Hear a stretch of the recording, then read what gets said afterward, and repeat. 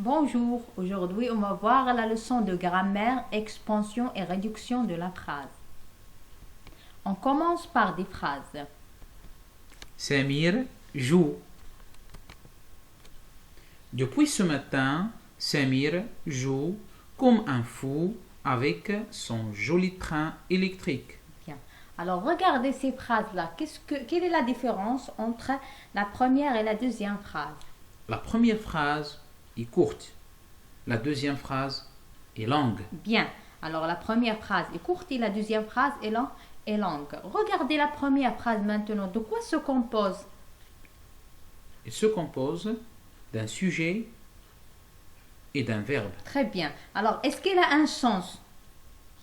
Oui, Oui, alors cette phrase-là, elle se compose de l'essentiel. C'est une phrase, on l'appelle une phrase minimale. Maintenant, on passe à la deuxième phrase. Qu'est-ce que vous remarquez dans la deuxième phrase?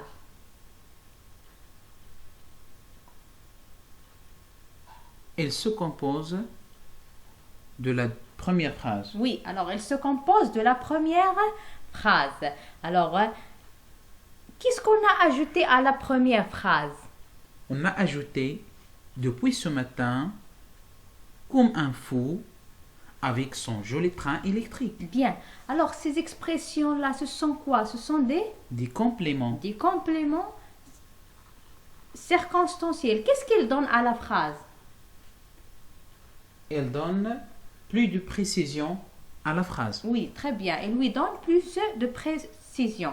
Alors, lorsqu'on ajoute des compléments circonstanciels à une phrase pour la rendre plus précise, on l'appelle une phrase étendue.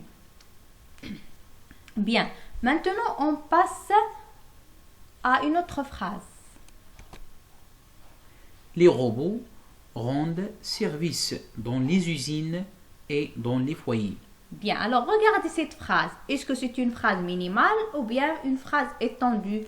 C'est une phrase étendue. Bien, c'est une phrase étendue. Alors maintenant, on va la rendre minimale. Alors on va garder l'essentiel.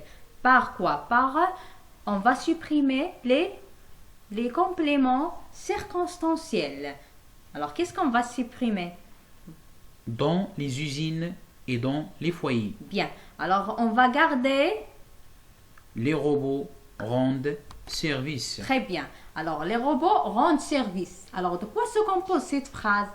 Il se compose d'un sujet, verbe et complément. Bien. Alors si vous voyez bien ce complément-là, c'est un complément essentiel. Le sens de la phrase, il ne complète le sens de la phrase.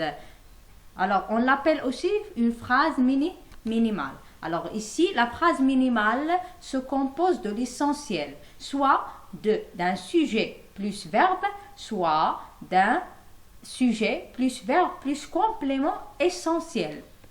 Oui. Alors, on récapitule. Une phrase minimale ne comporte que les mots essentiels. Sujet plus verbe, exemple, Mina mange. Ou bien, sujet plus verbe plus complément essentiel, exemple, Farid fait ses exercices.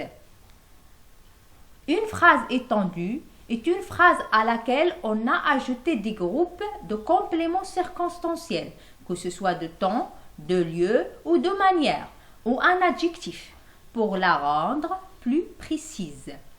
Exemple, on décore notre classe. Alors, on va ajouter des compléments.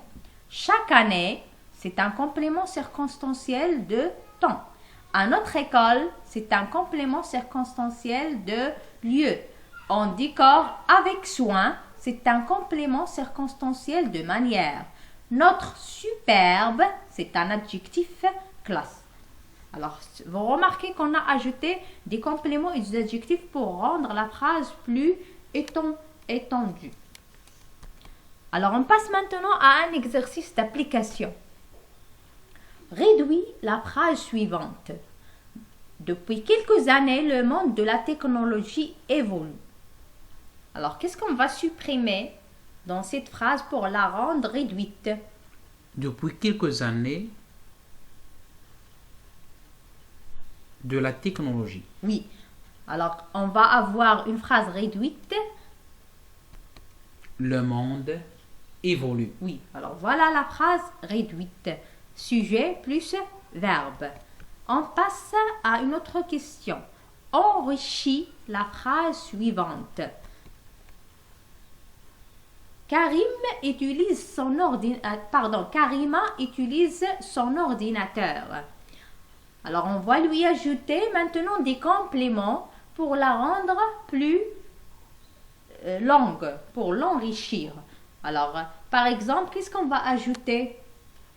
On va ajouter des compléments circonstanciels. Aujourd'hui, la petite Karima utilise pour faire une recherche son ordinateur portable. Bien. Alors, regardez, on a ajouté un complément circonstanciel de temps, un adjectif petite. Alors, pour faire une recherche, c'est le but. Pourquoi?